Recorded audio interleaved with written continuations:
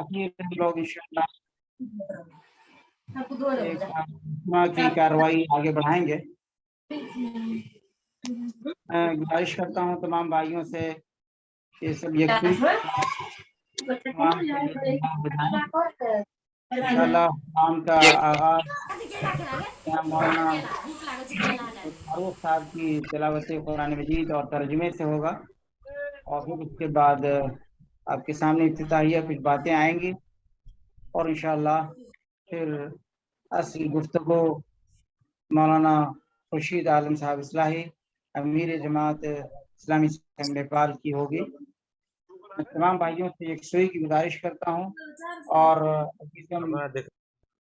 साहब नदवी से तिलावत कुरान मजीद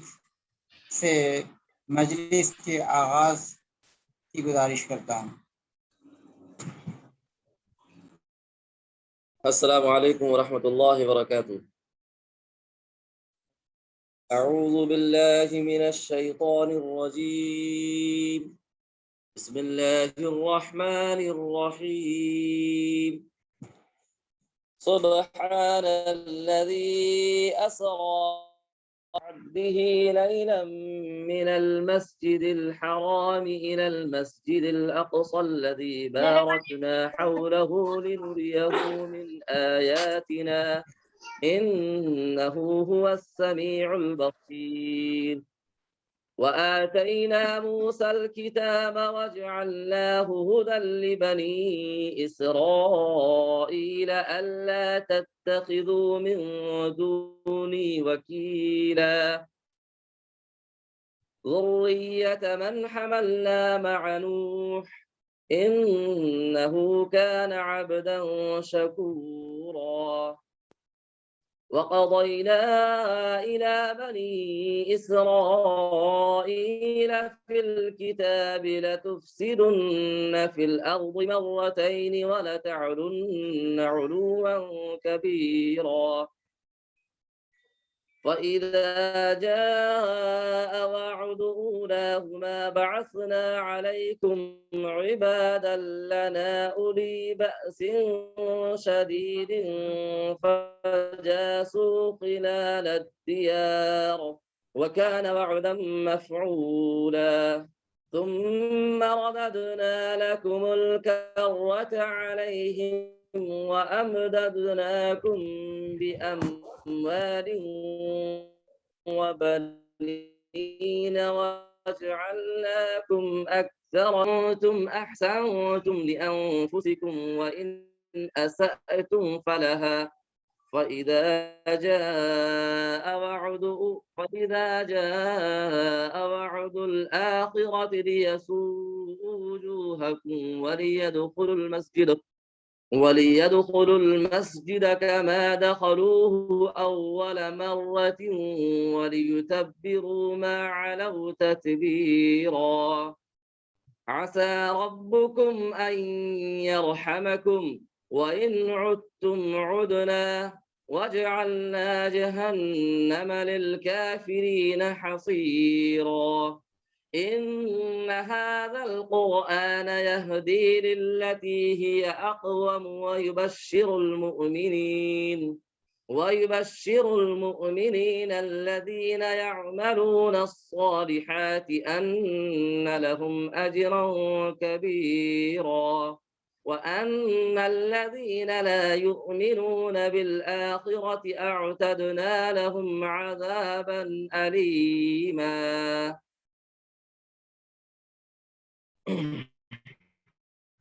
معزز حاضرین، ابھی آپ کے سامنے میں سورہ بنی اسرائیل کی آیت نمبر 1 سے 10 تک کی تلاوت کی گئی۔ اب پیش خدمت ہے ان آیات کے ترجمے۔ شروع اللہ کے نام سے جو بے انتہا مہربان اور رحم فرمانے والا ہے۔ پاک ہے وہ جو لے گیا ایک رات اپنے بندے کو مسجد حرام سے دور کی اس مسجد تک جس کے ماحول کو اس نے برکت دی ہے تاکہ اسے اپنی کچھ نشانیوں کا مشاہدہ کرائے۔ حقیقت میں وہی ہے سب کچھ سننے اور دیکھنے والا۔ ہم نے اس سے پہلے موسیٰ کو کتاب دی تھی اور اسے بنی اسرائیل کے لیے ذریعہ ہدایت بنایا تھا، اس تاکید کے ساتھ کہ میرے سوا کسی کو اپنا وکیل نہ بنانا، تم ان لوگوں کی اولاد ہو جنہیں ہم نے نوح علیہ السلام کے ساتھ کشتی پر سوار کیا تھا، اور نوح علیہ السلام ایک شکر گزار بندہ تھے۔ پھر ہم نے اپنی کتاب میں بنی اسرائیل کو اس بات پر بھی متنبع کر دیا تھا کہ تم 2 مرتبہ زمین میں فساد عظیم برپا کرو گے اور بڑی سرکشی دکھاؤ گے۔ آخر کار جب ان میں سے پہلی سرکشی کا موقع پیش آیا تو اے بنی اسرائیل، ہم نے تمہارے مقابلے پر اپنے ایسے بندے اٹھائے جو نہایت زور آور تھے، اور وہ تمہارے ملک میں گھس کر ہر طرف پھیل گئے۔ یہ ایک وعدہ تھا جسے پورا ہو کر ہی رہنا تھا۔ اس کے بعد ہم نے تمہیں ان پر غلبے کا موقع دے دیا اور تمہیں مال اور اولاد سے مدد دی اور تمہاری تعداد پہلے سے بڑھا دی۔ دیکھو تم نے بھلائی کی تو وہ تمہارے اپنے ہی لیے بھلائی تھی، اور برائی کی تو وہ تمہارے اپنی ذات کے لیے برائی ثابت ہوئی۔ پھر جب دوسرے وعدے کا وقت آیا تو ہم نے دوسرے دشمنوں کو تم پر مسلط کر دیا تاکہ وہ تمہارے چہرے بگاڑ دیں اور مسجد یعنی بیت المقدس میں اسی طرح گھس جائیں جس طرح پہلے دشمن گھسے تھے، اور جس چیز پر ان کا ہاتھ پڑے اسے تباہ کر کے رکھ دیں۔ ہو سکتا ہے کہ اب تمہارا رب تم پر رحم کرے، لیکن اس کا اعادہ کیا تو ہم بھی پھر اپنی سزا کا اعادہ کریں گے، اور کافر نعمت لوگوں کے لیے ہم نے جہنم کو قید خانہ بنا رکھا ہے۔ حقیقت یہ ہے کہ یہ قرآن وہ راہ دکھاتا ہے جو بالکل سیدھی ہے۔ جو لوگ اسے مان کر بھلے کام کرنے لگیں انہیں یہ بشارت دیتا ہے کہ ان کے لیے بڑا اجر ہے، اور جو لوگ آخرت کو نہ مانیں انہیں یہ خبر دیتا ہے کہ ان کے لیے ہم نے دردناک عذاب مہیا کر رکھا ہے۔ جزاکم اللہ احسن الجزاء، وعلیکم السلام ورحمۃ اللہ وبرکاتہ۔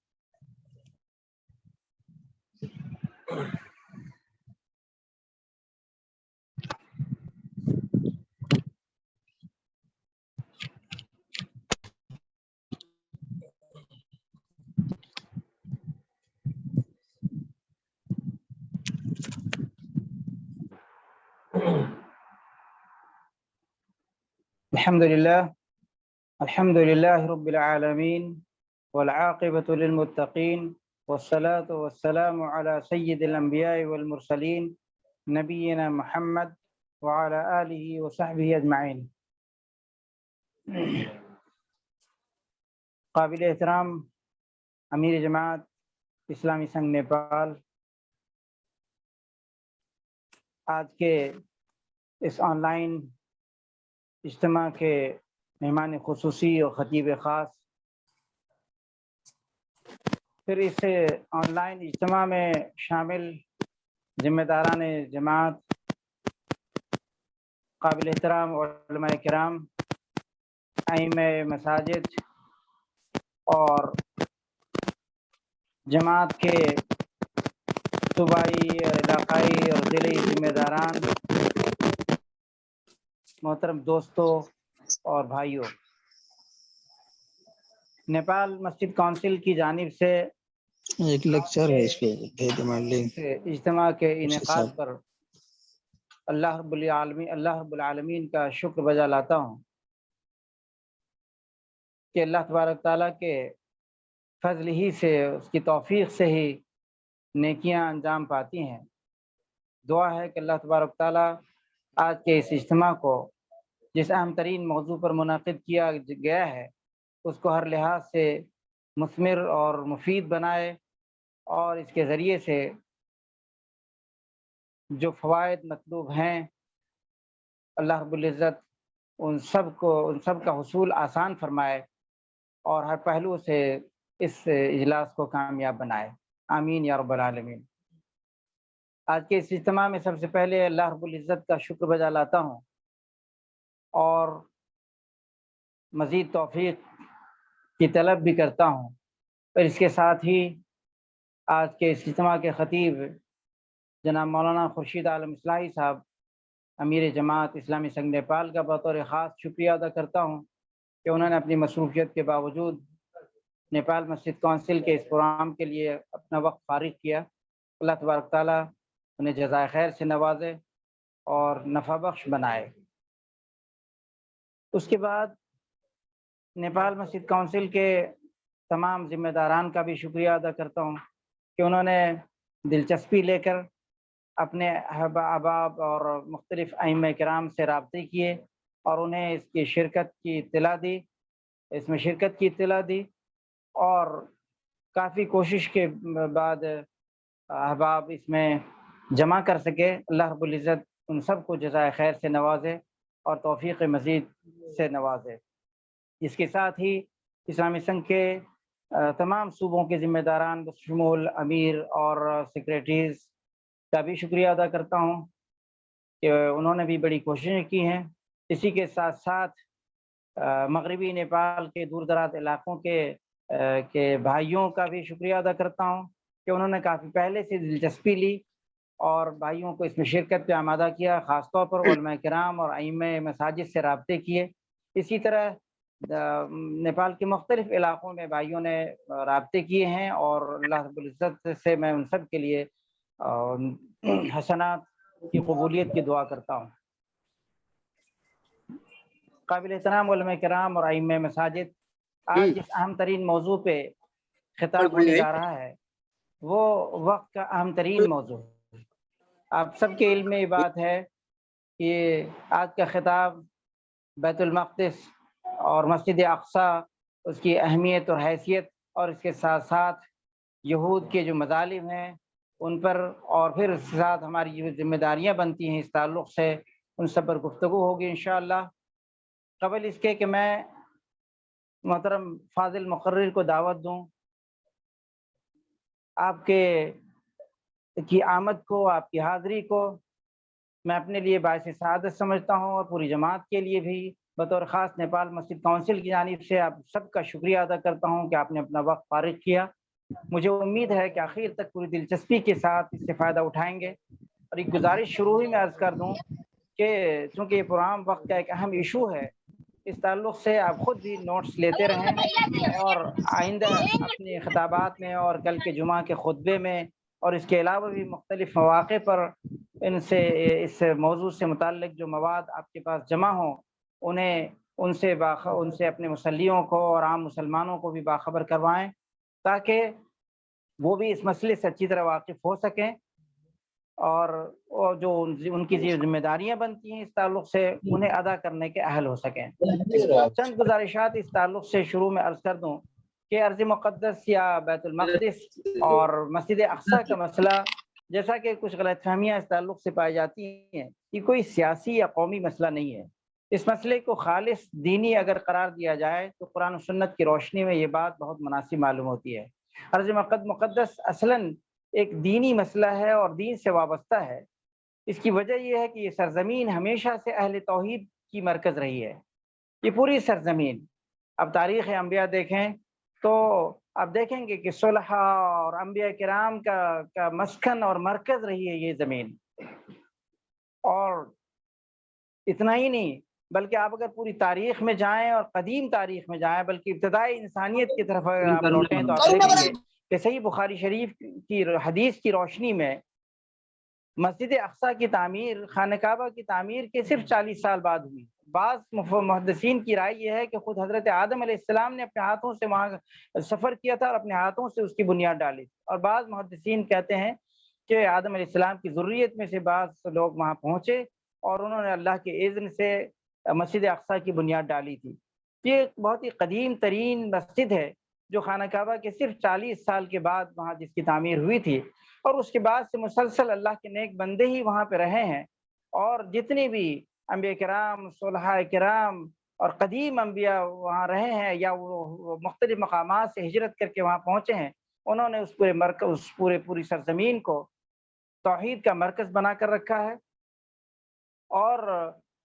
جب بھی وہاں انبیاء کرام کی متبعین یا ان کی امت کے افراد نے کوئی گڑبڑی کی ہے تو پھر اللہ تبارک تعالیٰ کی طرف سے ان پر سخت عذاب آیا ہے، ان کی گرفت ہوئی ہے، جیسے کہ ابھی آپ نے سورہ اسراء کے آغاز میں جو آغاز کی آیات کی جو تلاوت کی گئی ہیں، آپ نے اس میں وہ ترجمہ بھی ملاحظہ فرمایا ہے۔ اس پہلو سے بھی دیکھیے ایک تیسرا نقطہ ہے جس کی روشنی میں بجا طور پر یہ کہا جا سکتا ہے اور کہنا چاہیے کہ یہ مسئلہ خالص دینی ہے اور شرعی مسئلہ ہے، اور ہمیشہ سے یہ اللہ کے عبادت گزار بندوں ہی کے تصرف میں رہا ہے، تاسیس کے بعد ہی سے بنی اسرائیل کو اللہ تبارک تعالیٰ نے اسلام سے وابستگی ہی کے نتیجے میں یہاں عزت دی تھی اور اس کی تولیت عطا کی تھی۔ یہ بھی ایک تاریخ کی ایک خاص بات ہے، اور اسی وجہ سے جب وہ راہ راست سے یہ قوم ہٹی ہے، اللہ تبارک تعالیٰ کی مار پڑی ہے، ذلت و رسوائی ہوئی ہے، اور دنیاوی اعتبار سے تباہی کا منہ انہیں دیکھنا پڑا ہے۔ جب انہوں نے اللہ کی آیات کو جھٹلایا یا انبیاء کرام کو قتل کیا تو اللہ تبارک تعالیٰ نے اس کی نااہلی کی بنیاد پر اسے سزا دی ہے، دربدر کیا ہے، یا اس کے اوپر ذلت و مسکنت طاری کر دی گئی ہے۔ اب آپ حقیقت میں اس کے جو وارث ہیں، اب ان تاریخی حقائق کی روشنی میں یہ بات کہی جا سکتی ہے کہ اس کے حقیقی وارث بس آخری امت کے افراد ہیں اور نبی کریم صلی اللہ علیہ وسلم کے اصل پیروں ہیں اور قرآن کے حاملین ہیں، اور یہی اس کے وارث ہیں، اور انہی کو حق ہے کہ اس سرزمین کو اپنے اس میں رکھیں تصرف میں، اور اس مسجد کو پھر سے مرکز توحید بنائے رکھیں۔ اسی لیے اس سرزمین پر انبیاء کرام کو، تمام انبیاء کرام کو اللہ کے رسول صلی اللہ علیہ وسلم کی امامت میں نماز کی اقامت کرائی گئی، اور اس کا اہتمام گویا اس بات کی دلیل ہے کہ اب یہ مرکز توحید ہمیشہ کے لیے مرکز توحید ہی رہے گا، اور اس پہ اہل توحید ہی کا تصرف اور غلبہ رہے گا۔ آج دوستو، یہ آج وہاں کے جو مسلمانوں پر پوری دنیا کے جانب سے وہ نظر پڑی اچھی ہوئی ہے، اس کی وجہ بھی یہی دینی حیثیت ہی ہے، اور یہ سمجھ لیجئے کہ آج جو کچھ وہاں کے فلسطینی مسلمان کر رہے ہیں وہ ہم سب کی جانب سے ایک فرض کفایہ ہے جو ادا کر رہے ہیں، لیکن اس کے سبب ان کے اوپر مظالم ڈھائے جا رہے ہیں۔ ایسے حالات میں ہمارے اوپر ان کا تعاون اور ان کی مدد، ان کے لیے دعائیں کرنا، اور جو کچھ دامے در میں سخنیں کر سکتے ہیں ان ذمہ داریوں کو ادا کرنا، یہ ہمارا دینی فریضہ ہے، اخلاقی فریضہ ہے اور اخلاقی ذمہ داری ہے۔ اب جبکہ حالات بہت پرفتن ہیں، ایسے سخت حالات میں جہاں ایک طرف یہ پوری امت بلکہ پوری دنیا عالمی وبا اور کورونا سے کسی کے زد میں بری طرح سے پھنسی ہوئی ہے، ایسی صورتحال میں امت کی ذمہ داریاں بہت بڑھ جاتی ہیں۔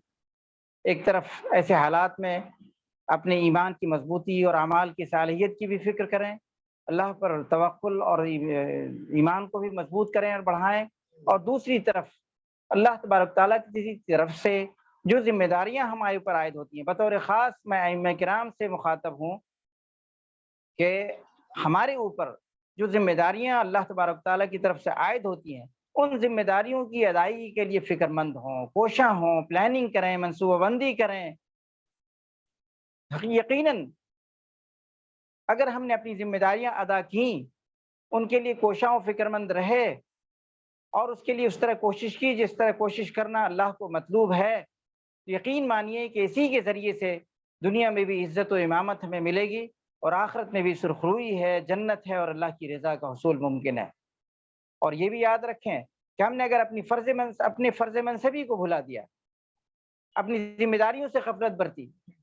اس سے راہ فرار اختیار کیا، اور جھوٹی تسلیاں دے کر اپنے آپ کو تھپکیاں دے کر سلائے رکھا یا مقصد سے غافل رکھا، تو یقین مانیے نہ دنیا میں عزت ہے اور نہ آخرت میں سرخروئی ہے۔ اس کا نتیجہ دنیا میں بھی تباہی ہے، ذلت و رسوائی ہے، بربادی ہے، آزمائشیں ہیں، اور آخرت میں تو اللہ کے عذاب ہے ہی۔ اللہ سے دعا کرتا ہوں کہ اللہ تبارک تعالیٰ ہم سب کو اپنے فضل خاص سے نوازے، ہمیں اپنی ذمہ داریوں کا شعور عطا فرمائے، اور جو ذمہ داریاں ہماری بنتی ہیں انہیں ادا کرنے کی توفیق دے، اس کی سکت نصیب فرمائے۔ اور ایک بار پھر عالمی حالات میں تبدیلی کے لیے اللہ رب العزت سے دعائیں کرتا ہوں، اور ائمہ کرام سے گزارش کرتا ہوں کہ ایسے سخت حالات میں جبکہ ہماری مسجدیں بند ہیں اس وقت، اور بہت محدود تعداد میں نمازی ہماری مسجدوں میں آ پا رہے ہیں اور نماز ادا کر پا رہے ہیں، ایسے حالات میں یقیناً یہ ایک بڑی آزمائش کا وقت ہے۔ آپ دعائیں کریں اور تمام مصلیان سے دعائیں کروائیں کہ اللہ تبارک تعالیٰ پوری دنیا سے اس وبا کا، اس عالمی وبا کا خاتمہ فرما دے، اور پوری انسانیت کو سکون و اطمینان نصیب فرمائے۔ ربنا تقبل منا انك انت السميع العليم وتب علينا انك انت التواب الرحيم وصلى الله على النبي الكريم والسلام عليكم ورحمة الله وبركاته۔ معزز حاضرین و ناظرین اور سامعین، ابھی سے استقبالیہ اور تمیدی افتتاحیہ کے بعد اب اصل موضوع کی طرف ہم چلتے ہیں، اور ہمارے آج کے اس اجلاس کے خطیب ہیں جناب مولانا خورشید عالم اصلاحی صاحب، امیر جماعت اسلامی سنگھ نیپال۔ میں ان سے گزارش کرتا ہوں کہ اب موضوع پر اظہار خیال فرمائیں، ہم سب کو مستفید فرمائیں۔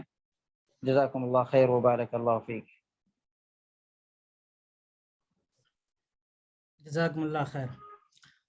الحمدللہ رب العالمین والصلاة والسلام علی سید المرسلین وعلی آلہ واصحابہ اجمعین، اما بعد۔ اعوذ باللہ من الشیطان الرجیم، بسم اللہ الرحمن الرحیم۔ سبحان الذی اسری بعبدہ لیلا من المسجد الحرام الى المسجد الاقصى الذي باركنا حوله لنريه من آياتنا إنه هو السميع البصير۔ وقال تعالى ولسليمان الريح عاصفة تجري بأمره إلى الأرض التي باركنا فيها وكنا بكل شيء عالمين۔ صدق اللہ العظیم۔ قابل احترام صدر نیپال مسجد کونسل جناب مولانا حسن حبیب فلاحی صاحب، جو آج کے اس پروگرام کے آرگنائزر اور ہوسٹ ہیں، اور اس پروگرام میں شریک معزز علماء کرام، اسلامی سنگھ نیپال کے مختلف صوبوں کے امراء کرام، اور اس پروگرام میں شریک مختلف یونٹوں اور مختلف خطوں سے، ملک اور بیرون ملک سے تشریف فرما اور اس پروگرام کو سن رہے معززین اور پیاری دینی بہنوں، السلام علیکم ورحمۃ اللہ وبرکاتہ۔ سب سے پہلے میں اللہ رب العالمین کا شکر بجا لاتا ہوں کہ اللہ تعالیٰ نے نیپال مسجد کونسل کو اس بات کی توفیق بخشی کہ ابھی کے وقت کا امت مسلمہ کے لیے جو بہت ہی اہم قضیہ ہے، جس قضیے کو ہمارے صدر نیپال مسجد کونسل نے فرمایا کہ یہ روحانی مسئلہ ہے امت مسلمہ کا، یہ شرعی مسئلہ ہے امت مسلمہ کا، اور یہ امت مسلمہ کا قلب ہے جو اس سے اٹکا ہوا ہے، یہ فلسطین کی آزادی اور بیت المقدس کی آزادی۔ اس مسئلے سے متعلق آج کا یہ پروگرام منعقد کیا گیا ہے۔ میں اس پروگرام میں شریک و مشارکات تمام بھائیوں اور بہنوں کا خیر مقدم اور استقبال کرتا ہوں، اور آپ کے سامنے جو موضوع مجھے دیا گیا ہے وہ بیت المقدس، ارض فلسطین کا قضیہ، صہیونی مظالم اور ہماری ذمہ داریاں، اس موضوع سے متعلق کچھ باتیں آپ کے سامنے رکھنے کی کوشش کروں گا۔ ظاہر بات ہے کہ یہ جو باتیں میں رکھوں گا یہ ایسا نہیں ہوگا کہ یہ آخری باتیں ہیں، بلکہ میں یہ کوشش کروں گا کہ چونکہ نیپال مسجد کونسل کی جانب سے یہ پروگرام منعقد کیا گیا ہے، تو بطور خاص علماء کرام اور ائمہ حضرات جو اپنی اپنی مساجد میں آج کی اس گفتگو کے کچھ سینوپسس، کچھ نوٹس تیار کریں گے انشاءاللہ، اور اپنے اپنے مساجد میں خطبوں کے دوران یا گفتگو کے دوران اپنے کیا کہتے ہیں کہ سامعین کے سامنے ان میں سے کچھ پہلوؤں کو رکھنے میں وہ کامیاب ہوں گے اور بہتر انداز سے رکھ پائیں گے۔ ظاہر بات ہے جو میری باتیں ہوں گی اس سے بہتر باتیں اور بہتر معلومات ہمارے علماء کے پاس ہیں، اس کے باوجود بھی کچھ سینوپسس کے طور پر آپ کے سامنے یہ باتیں رکھنا چاہتا ہوں۔ ہم سب جانتے ہیں کہ قضیہ فلسطین، یہ ارض فلسطین وہ مقدس سرزمین ہے، یہ انبیاء علیہم الصلاۃ کا مسکن ہے۔ یہاں پر معراج کے موقع پر اللہ کے نبی صلی اللہ علیہ وسلم تشریف لے گئے تھے، اور تمام انبیاء کرام کی آپ نے امامت فرمائی تھی کہ وہ سرزمین ہے جس کو اللہ تعالیٰ نے اپنی مقدس کتاب قرآن مجید میں بابرکت کہا ہے، مقدس فرمایا ہے، اور اللہ کی نعمتوں سے بھری پوری سرزمین ہے۔ اسی طریقے سے حضرت ابراہیم علیہ السلام اور حضرت لوط علیہ السلام ہجرت کر کے اسی سرزمین کی طرف گئے تھے اور یہیں آباد ہوئے تھے۔ حضرت موسیٰ علیہ السلام کی قوم کو جب فرعون سے نجات ملی تھی تو اس وقت پھر اس کے بعد وادی تیہ میں اللہ تعالیٰ نے اس قوم کو یہ ہدایت کی تھی کہ تم اس ارض مقدس کی طرف جاؤ اور وہاں اس ارض مقدس میں آباد ہو جاؤ، یہ وہی سرزمین ہے۔ قرآن مجید کی یہ آیت بہت واضح ہے جو اللہ تعالیٰ نے ارشاد فرمایا، سبحان الذی اسری بعبدہ لیلا من المسجد الحرام الی المسجد الاقصی الذی بارکنا حولہ لنریہ من آیاتنا انہ هو السمیع البصیر۔ بابرکت ہے وہ ذات جو اپنے بندے کو ایک ہی رات یا رات کے ایک ہی پہر میں مسجد حرام سے مسجد اقصی لے گئی، اور جس کے ارد گرد برکتیں ہم نے نازل فرمائی ہیں، ताकि हम उन बरकतों और अपनी निशानियों का मुशाहिदा कराएं अपने बंदे को, और वो सुनने वाला और देखने वाला है। इसी तरीके से कुरान मजीद की मुतअद्दिद आयात हैं इस सिलसिले में, जिसको मैं अपने मौजू को 5-6 हिस्सों में, अज्जा में तकसीम करके और आपके सामने मुख्तसरन बातें रखने की कोशिश करूँगा।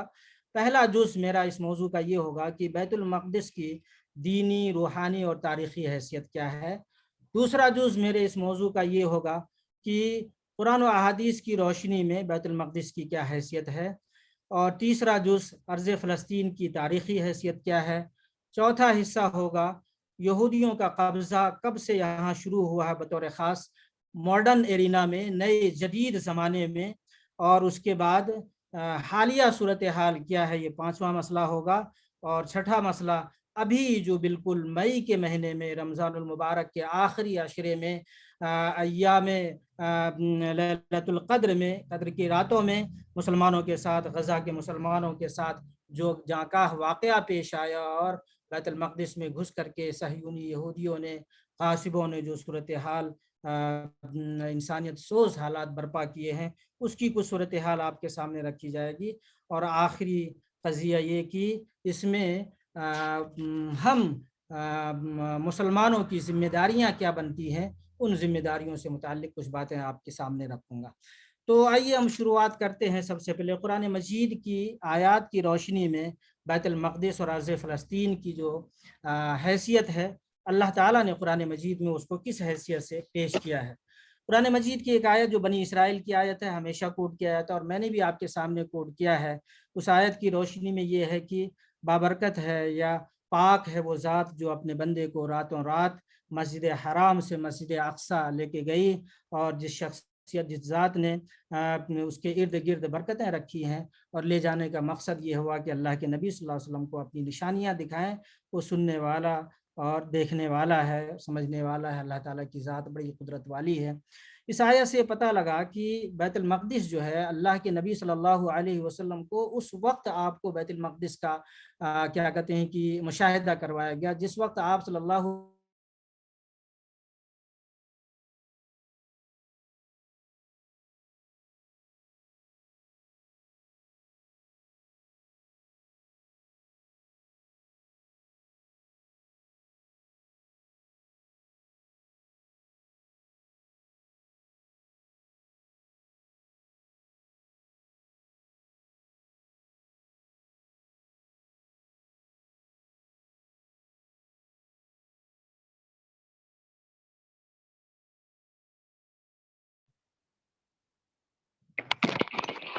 अस्सलाम वालेकुम।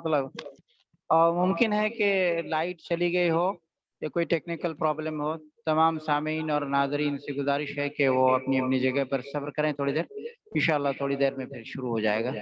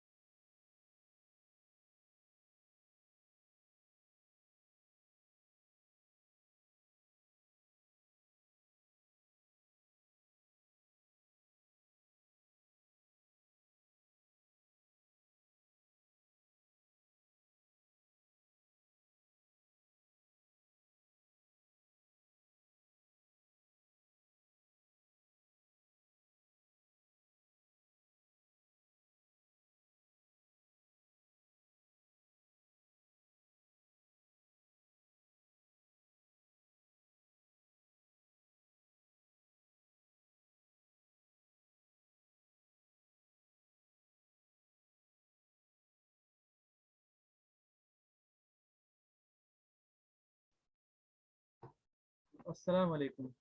जी। अमीर साहब का ही नेट डिस्कनेक्ट हो गया ऑफिस का, तो इंशाल्लाह वो कनेक्ट हो रहे हैं। मोहतरम, नेट असल में डिस्टर्ब हो गया था, फिर कनेक्ट हो गया हूँ मैं। सॉरी, फिर दोबारा से मैं कनेक्ट हो गया हूँ। जज़ाकुमुल्लाह।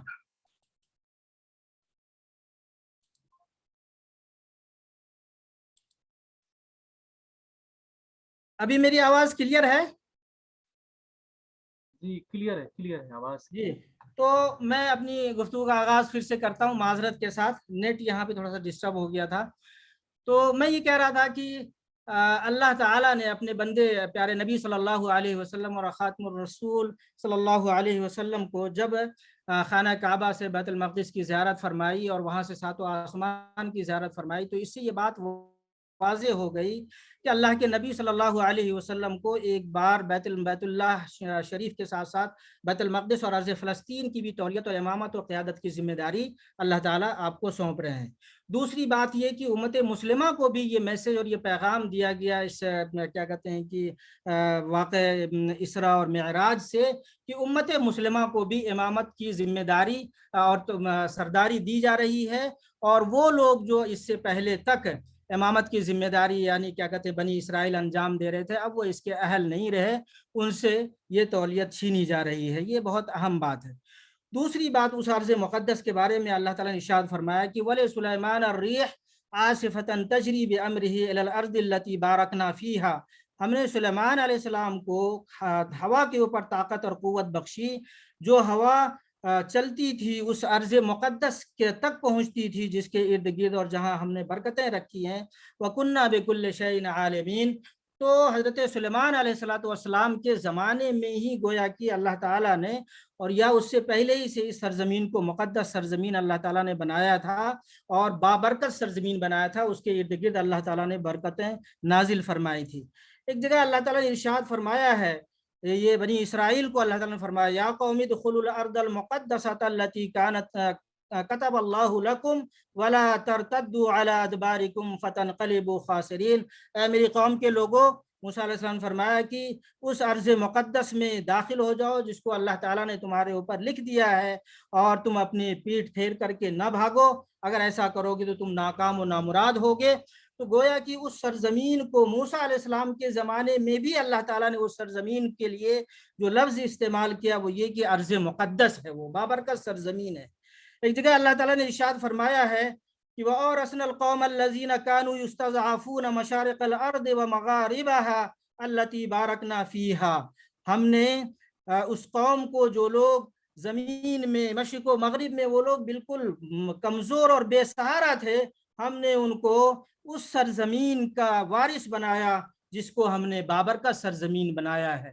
تو یہ جو قرآن مجید کی آیات ہیں، ان آیات سے جو پتہ لگتا ہے وہ یہ کہ وہ ارض مقدس بابرکت سرزمین ہے، وہ برکت والی زمین ہے، اور اس سے متعلق احادیث میں جو چند احادیث وارد ہوئی ہیں وہ احادیث بھی میں آپ کے سامنے رکھتا ہوں۔ اللہ کے نبی صلی اللہ علیہ وسلم، بخاری شریف کی ایک روایت ہے، ابو ہریرہ رضی اللہ تعالیٰ عنہ سے روایت ہے، وعن ابی ہریرہ رضی اللہ تعالیٰ عنہ ان الرسول صلی اللہ علیہ وسلم قال لا تشد الرحال الا الى ثلاثة مساجد مسجد هذا ومسجد الحرام ومسجد الاقصى، رواہ البخاری۔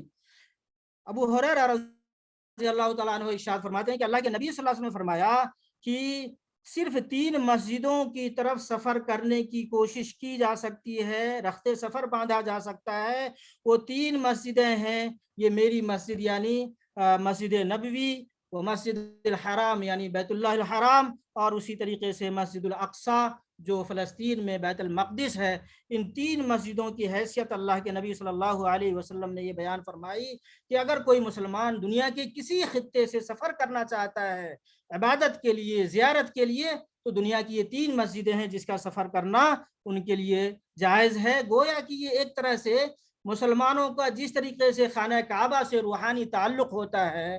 مسجد نبوی سے روحانی تعلق ہے، اسی طریقے سے بیت المقدس سے روحانی تعلق کو قائم کرنے کے لیے اللہ کے نبی صلی اللہ علیہ وسلم نے یہ بات ارشاد فرمائی۔ ایک بڑی اہم روایت ہے، ابن حجر العسقلانی رحمۃ اللہ علیہ فرماتے ہیں حضرت عمر فاروق رضی اللہ تعالیٰ عنہ جب بیت المقدس کو انہوں نے فتح کیا تھا تو انہوں نے ایک بات کہی تھی، لبیک اللہم لبیک۔ جیسے حجاج کرام خانہ کعبہ کا سفر کرتے ہیں اور عمرہ اور حج کے موقع پہ خانہ کعبہ کی زیارت کے موقع پہ وہاں حاضری دیتے ہیں اور اللہ تعالیٰ کے سامنے فدویانہ انداز میں یہ کہتے ہیں کہ اللہ ہم حاضر ہیں، ویسے حضرت عمر فاروق رضی اللہ تعالیٰ عنہ بیت المقدس پہنچنے کے بعد انہوں نے بہت ہی فدائیانہ انداز میں بیت المقدس میں اللہ تعالیٰ کے حضور یہ کہا تھا، لبیک اللہم لبیک، اے اللہ میں حاضر ہوں، میں آپ کی خدمت میں حاضر ہوں۔ اسی طریقے سے ابو ذر غفاری رضی اللہ تعالیٰ عنہ کی ایک روایت ہے کہ وہ فرماتے ہیں کہ میں نے نبی صلی اللہ علیہ وسلم سے پوچھا، قلت یا رسول اللہ ای مسجد وضع فی الارض اول؟ قال المسجد الحرام. قال قلت ای ثم ای؟ قال المسجد الاقصى. قلت کم کان بینہما؟ قال 40 سنہ. ثم اینما ادرکتک الصلاة بعد فصلہ فإن الفضل فیہ. ابو ذر غفاری فرماتے ہیں کہ اللہ کے رسول صلی اللہ علیہ وسلم سے میں نے پوچھا کہ اللہ کے نبی صلی اللہ علیہ وسلم دنیا میں سب سے پہلی مسجد کون سی تعمیر ہوئی؟ تو آپ صلی اللہ علیہ وسلم نے ارشاد فرمایا کہ بیت اللہ الحرام. پھر انہوں نے کہا کہ اللہ کے نبی صلی اللہ علیہ وسلم پھر اس کے بعد کون سی مسجد؟ تو آپ صلی اللہ علیہ وسلم نے فرمایا کہ مسجد اقصیٰ. پھر انہوں نے پوچھا کہ ان دونوں مسجدوں کے درمیان، ان دونوں مسجدوں کی تعمیر کے درمیان کتنا وقفہ ہے؟ تو آپ صلی اللہ علیہ وسلم نے ارشاد فرمایا کہ 40 سال کا وقفہ ہے. تو گویا کہ پتہ یہ چلا کہ بیت اللہ الحرام، خانہ کعبہ کی تعمیر اور بیت المقدس کی تعمیر میں صرف 40 سال کا وقفہ ہے. اگر اس بات کو، اس حدیث کے مفہوم کو سمجھا جائے تو اس سے یہ بات واضح ہوتی ہے کہ جیسے بیت اللہ الحرام اللہ تعالیٰ کے بندوں کے لیے، اللہ کی عبادت کے لیے قائم کیا گیا تھا، بنایا گیا تھا یہ گھر، اسی طریقے سے اس کے صرف 40 سالوں کے بعد بیت المقدس کی تعمیر ہوئی. اور ظاہر بات ہے کہ اگر بیت اللہ الحرام کی تعمیر اہل ایمان کے لیے، اللہ کے بندوں کے لیے ہوئی ہے تو بیت المقدس کی تعمیر بھی پہلے ہی دن سے اللہ کے بندوں کے لیے اور اہل ایمان کے لیے ہوئی ہے. یہ دینی و شرعی حیثیت کی حیثیت سے قرآن مجید کی چند آیتیں میں نے آپ کے سامنے رکھی ہیں اور کچھ احادیث میں نے آپ کے سامنے پڑھی ہیں، جس سے ہمیں اندازہ ہوتا ہے کہ بیت المقدس کی حیثیت بہت عظیم ہے. یہ ہمارے قلب اور روح کا تعلق ہے اور یہ مسلمانوں کی جان کا مسئلہ ہے اور مسلمانوں کے ایمان کا مسئلہ ہے. اور مسلمان اس بیت المقدس کی آزادی کے لیے اپنی جان کا نذرانہ ہر زمانے میں پیش کرتے رہیں گے اور آئندہ بھی پیش کرتے رہے ہیں اور آئندہ بھی پیش کرتے رہیں گے. اور آج جو صہیونی قبضے میں یہ سرزمین ہے، اس کی آزادی تک اس کی کوششیں کی جاتی رہیں گی. یہ انشاءاللہ یہ ہوتا رہے گا. اب میں آتا ہوں موضوع کے دوسرے پارٹ کی طرف کہ یہ جو بیت المقدس کی سرزمین ہے، اس کے ارد گرد، اس کے نواح میں کیا کیا، کون کون سا علاقہ ہے، خطہ ہے، اور اس کو تھوڑا سا سمجھ لینا ہمارے لیے ضروری ہے.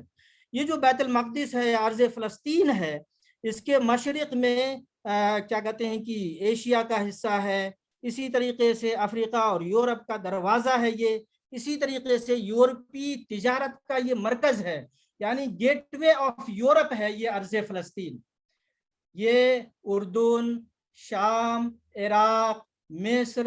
لبنان، یہ جو پورا ایریا ہے، یہ پورا کا پورا خطہ یہ فلسطین کا خطہ ہے. اور مسلمانوں کی تاریخی شواہد کی روشنی میں آپ کے سامنے کچھ باتیں رکھوں گا کہ مسلمانوں نے کس طریقے سے اس پورے عرض فلسطین پر اہل اسلام کا جھنڈا گاڑا تھا اور وہاں سے کس طریقے سے ساری دنیا کو فائدہ پہنچایا تھا. اس سے متعلق کچھ باتیں میں آپ کے سامنے رکھوں گا. یہ بنیادی بات یہ یاد رکھیں کہ عرض فلسطین کا جو قضیہ ہے، اس قضیے میں جو یہودیوں نے پوری جان لگا رکھی ہے، اس کی ایک بنیادی وجہ یہ ہے کہ یہ لوگ تجارتی گیٹ کی حیثیت سے اس سرزمین کو مانتے ہیں اور اسی وجہ سے اس سرزمین پہ قبضہ کر کے وہ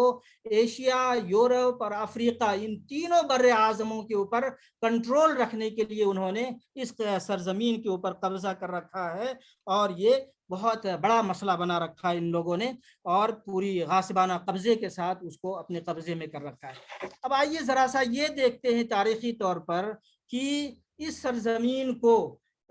یعنی اسلامی تاریخ میں، یعنی اللہ کے نبی صلی اللہ علیہ وسلم کی اسلامی تاریخ سے میں کچھ باتیں آپ کے سامنے رکھنا چاہتا ہوں کہ اسلامی تاریخ میں کس طریقے سے اس سرزمین کو مسلمانوں نے اپنے قبضے میں رکھ کر کے ساری دنیا کو اس سے فائدہ پہنچانے کی کوشش کی ہے. اللہ کے نبی صلی اللہ علیہ وسلم ہجرت کر کے جب مدینہ تشریف لے گئے اور مکہ جب فتح ہو گیا، اور فتح مکہ کے بعد آپ صلی اللہ علیہ وسلم یعنی سرزمین عرب سے آپ صلی اللہ علیہ وسلم اور صحابہ کرام کو کچھ اطمینان ہو گیا، تو سب سے پہلا غزوہ جو لڑا گیا ہے وہ غزوہ ہے جو سن 7 ہجری میں غزوہ موتا کے نام سے یاد کیا جاتا ہے. اور اس غزوہ موتا میں اللہ کے نبی صلی اللہ علیہ وسلم نے زید بن حارثہ کو کمانڈر ان چیف بنا کر کے اور ان کو جو ہے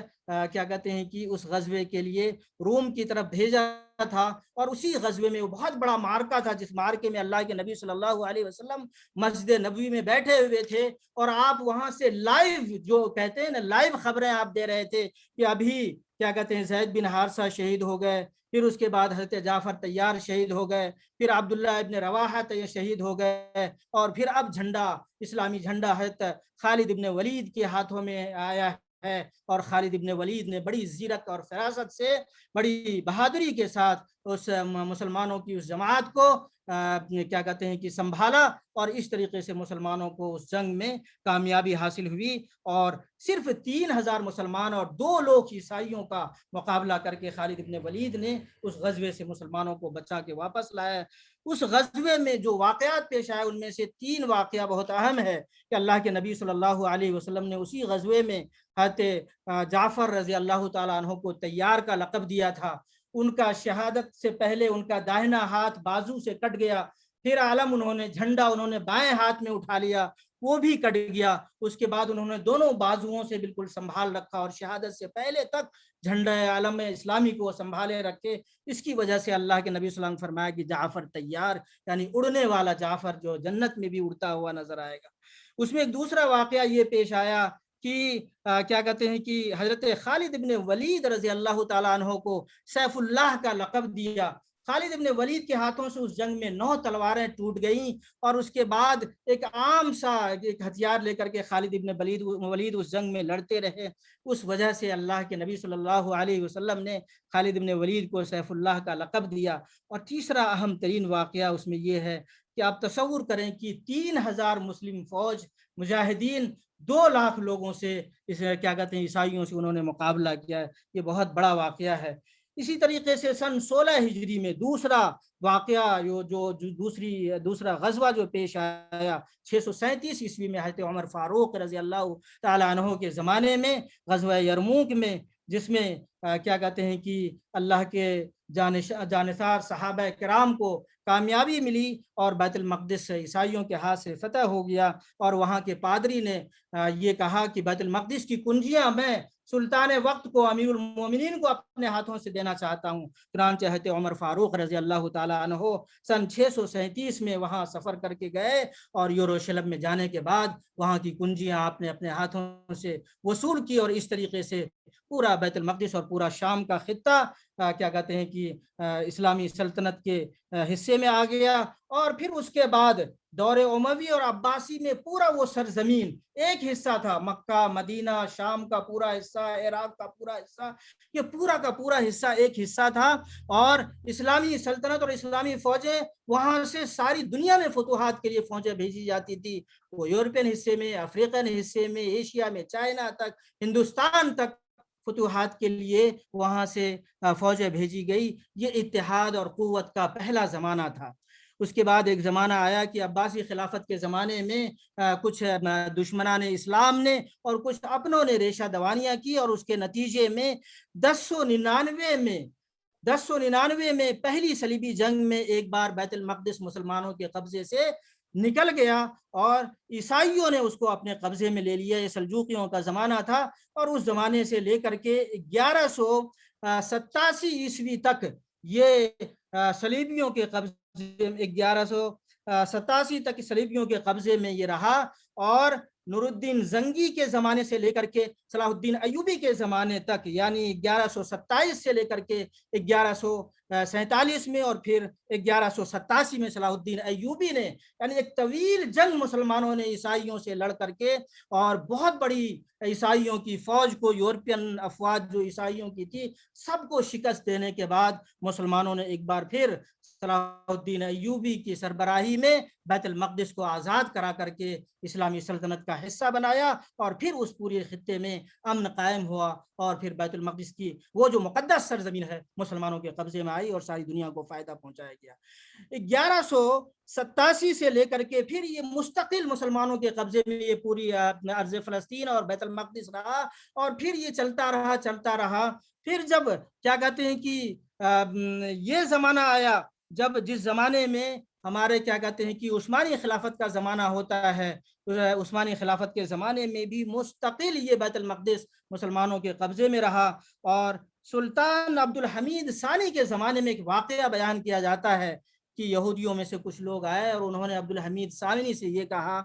کہ آپ کی سلطنت بہت زیادہ قرض دار ہو گئی ہے، اگر آپ ایک بات مان لیں کہ ہم آپ کی سلطنت کے سارے قرضوں کو اتار دیں گے، آپ ارض فلسطین کا کچھ حصہ یہودیوں کو دے دیں، تو انہوں نے زمین سے کیا کہتے ہیں کہ کچھ تنکے اٹھائے عبد الحمید ثانی نے اور کہا کہ اے یہودیوں، یہ جو تنکے ہیں ان تنکوں کے بدلے میں تم ساری طاقتیں اور سارے پیسے بھی دے دو، اور اس کے بدلے میں تم ارض فلسطین اور ارض مقدس سے یہ تنکے بھی اگر تم واپس مانگنا چاہو تو میں تمہیں نہیں دے سکتا ہوں، تم ذلیل و رسوا ہو کر کے ہماری سرزمین سے واپس ہو جاؤ۔ تو یہ حمیت تھی کہ جس وقت خلافت عثمانیہ آخری دم تک جیسے جب بھی قائم تھی، جس حالت میں بھی قائم تھی، اس وقت تک اللہ تعالیٰ کے فضل و کرم سے اس پوری سرزمین پر مسلمانوں کا قبضہ تھا اور ساری انسانیت کو اس سے فائدہ پہنچایا جاتا تھا۔ تاریخی طور پر ایک بات میں اور آپ لوگوں کو یاد دلا دوں کہ جس زمانے میں مسلمانوں کا قبضہ رہا عرض فلسطین کے اوپر اور بیت المقدس کے اوپر، عیسائیوں کو بھی اور یہودیوں کو بھی اور ساری انسانیت کو وہاں اس عرض مقدس اور اس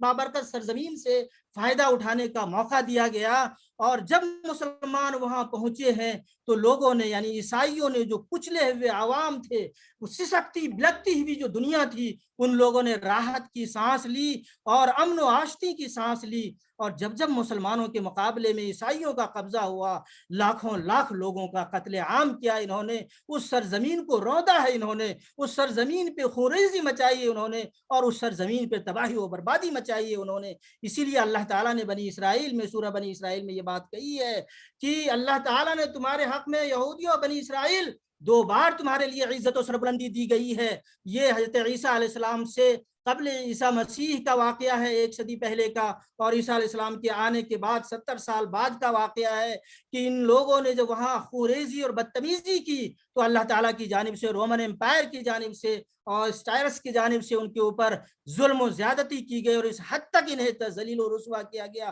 کہ ان کے بچوں کو اور ان کی عورتوں کو تہس نہس کیا گیا، ان کو گھروں کو تباہ و برباد کر دیا گیا، اور بیت المقدس میں لوگ گھس کر کے بیت المقدس کی عزت کو بھی پامال کیا گیا۔ لیکن جب مسلمانوں کے قبضے میں یہ سرزمین آئی ہے، وہاں سے رحمتیں نکلی ہیں، پھوٹی ہیں، اللہ کی برکتوں کا نزول ہوا ہے، اور پوری انسانیت کی تاریخ میں وہاں سے لوگوں کو فائدہ پہنچایا گیا ہے، جس کو اللہ تعالیٰ نے بار بار اس بات کو یاد دلایا ہے کہ ہم نے اس سرزمین کو بابرکت سرزمین بنایا ہے، ہم نے اس سرزمین کو مقدس سرزمین بنایا ہے۔ ظاہر بات ہے کہ مقدس اور بابرکت کہنے کا جو مقصد ہے اللہ تعالیٰ کا، وہ مقصد ایک مقصد تو روحانی برکتیں ہیں اس کے ارد گرد میں، جیسا کہ میں نے سلسلہ وار پرانی آیات کی روشنی میں آپ کے سامنے رکھا۔ حضرت ابراہیم اور حضرت لوط علیہ السلام کا مسکن ہے وہ، حضرت ابراہیم علیہ السلام کا بیٹا اسحاق علیہ السلام کا مسکن ہے وہ، اسحاق علیہ السلام کا بیٹا یعقوب علیہ السلام کا مسکن ہے وہ یوسف علیہ السلام کا مسکن ہے وہ ارض فلسطین، اور پورا مصر کے خطے پہ یوسف علیہ السلام نے قیادت اور سیادت کی ذمہ داری جب جیل سے باہر نکلنے کے بعد وہ پورے خطے سے انہوں نے پوری اس خطے کی امامت و سیادت کی تھی، اور اس کے بعد سے انبیاء کرام حضرت عیسیٰ علیہ السلام تک اس انبیاء کرام کا وہ مسکن رہا ہے۔ زکریا علیہ السلام، حضرت مریم علیہ السلام اس برز ارض مقدس میں اور خانہ بیت المقدس میں اللہ تعالیٰ سے دعائیں مانگتی تھی، اور جس کے نتیجے میں عبادت کرتی تھی، جس کے نتیجے میں حضرت عیسیٰ علیہ السلام اللہ تعالیٰ نے گفٹ کے طور پر انہیں عنایت کیا، اور ساری دنیا کو ایک نبی رحمت کے طور پر حضرت عیسیٰ علیہ السلام کے طور پر عنایت کیا گیا۔ یعنی اس طریقے سے اگر دیکھا جائے، اور پھر آخر میں اللہ کے نبی صلی اللہ علیہ وسلم کے ذریعے سے جب آپ کے ہاتھوں میں اس کی کنجی دی گئی، اور امت محمدیہ کو جب یہودیوں اور بنی اسرائیل کو امامت اور قیادت کی ذمہ داری سے معزول کر کے امت محمدیہ کو یہ ذمہ داری دی گئی، تو گویا کہ یہ فرض ہوتا ہے امت محمدیہ کا کہ امت محمدیہ اس سرزمین کی آزادی کے لیے سر دھڑ کی بازی لگائیں، اور یہ ذمہ داری ہوتی ہے امت محمدیہ کی۔ اس ذمہ داری کو انجام دیا اللہ کے نبی صلی اللہ علیہ وسلم اور آپ کے اصحاب کرام نے، اس ذمہ داری کو انجام دیا حضرت زید بن حارثہ اور آپ کے ساتھیوں نے، اس ذمہ داری کو انجام دیا क्या कहते हैं कि ओसामा इब्न ज़ैद ने और हज़रत अबू बकर सिद्दीक और आपके असहाब किराम ने इस जिम्मेदारी को अंजाम दिया। हज़रत उमर फारूक और खालिद इब्न वलीद ने इस जिम्मेदारी को अंजाम दिया। हज़रत रवाहा अब्दुल्लाह इब्न रवाहा रज़ी अल्लाह ताला अन्हु और हज़रत जाफर तैयार रज़ी अल्लाह ताला अन्हु ने इस जिम्मेदारी को अंजाम दिया। हज़रत नूरुद्दीन जंगी रहमतुल्लाह अलैह और उसी तरीके से हज़रत सलाहुद्दीन अय्यूबी रहमतुल्लाह अलैह ने और इस जिम्मेदारी को अंजाम दे रहे हैं। आज की तारीख में फ़लस्तीन के गयूर और जसूर मुसलमान और बतौर ख़ास गज़ा के वो लोग जो हमास के नियत बहुत कमज़ोर मुसलमान हैं, लेकिन थोड़े हैं, लेकिन उन्हें बैतुल मक़दिस की रूहानी हैसियत का अंदाज़ा है। और उस रूहानी हैसियत का अंदाज़ा करने के बाद उन्होंने ये बात तय कर ली है, इस सरजमीन में या तो अपनी जानों का नजराना पेश कर देंगे, अपनी बच्चों का जानों का नजराना पेश कर देंगे, या इस सरजमीन को गासिब सहयूनियों से आज़ाद करा करके दायरे इस्लाम और इस्लामी सल्तनत का हिस्सा बना लेंगे, ताकि सारी दुनिया उससे मुस्तफ़ीद हो सके। तो ये मुसलमानों का रूहानी मसला है और ये मुसलमानों का शरई मसला है। इस मसले को हल करना हम सब की जिम्मेदारी है। ये एक दूसरा पहलू है जिसकी तरफ मैंने आपके सामने कुछ कदरे तफसील से आपके सामने ये बातें रखी। अब आइए मैं आपके सामने ईसाइयों और क्या कहते हैं यहूदियों की जो ज़्यादतियाँ हुई हैं, उन ज़्यादतियों से मुताल्लिक कुछ बातें आपके सामने रखूं कि 1917 तक ये बैतुल मक़दिस और अर्ज़ फ़लस्तीन और पूरा उर्दून, शाम, लीबिया और क्या कहते हैं कि ये इराक़ का पूरा हिस्सा ये मुसलमानों के कब्ज़े में था और एक इस्लामी सल्तनत का हिस्सा था। तो उस वक्त सारी दुनिया के लोगों के सामने ये सारी दुनिया के लोगों के ऊपर एक मुसलमानों की हैबत और क्या कहते हैं कि मुसलमानों की दारुसल्तनत की हैबत बैठी हुई थी। चुनांचे अय्यारियों से ये ईसाइयों ने, यहूदियों ने 1915 से जो पहली आलमी जंग शुरू हुई, तो उस वक्त एक नारा दिया और वो नारा ये था कि सिक मैन ऑफ द यूरोप, यानी तुर्की को उन्होंने, खिलाफत उस्मानिया को उन्होंने पूरी दुनिया में, जैसे आज मीडिया पब्लिसिटी करती है कि मुस्लिम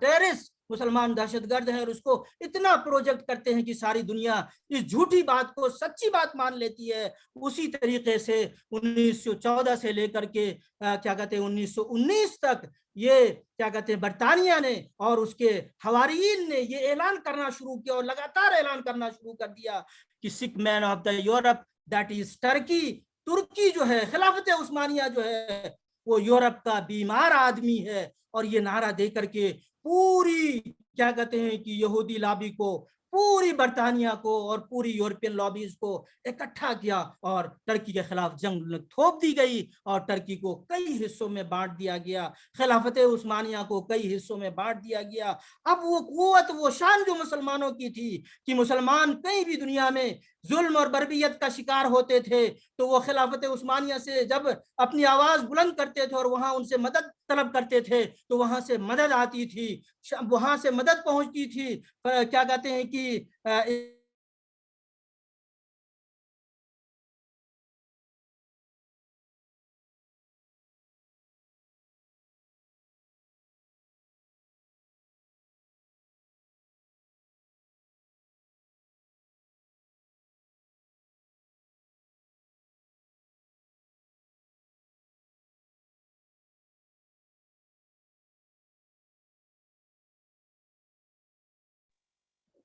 अस्सलाम वालेकुम। नेटवर्क प्रॉब्लम एक बार फिर आ गया है और सब्र करें, थोड़ा सा इंतजार करें। भाइयों से गुजारिश है कि वहाँ जरा सा देखें कि क्या प्रॉब्लम है और जल्दी दूर करने की कोशिश करें। आवाज नहीं आ रही है खतीब की।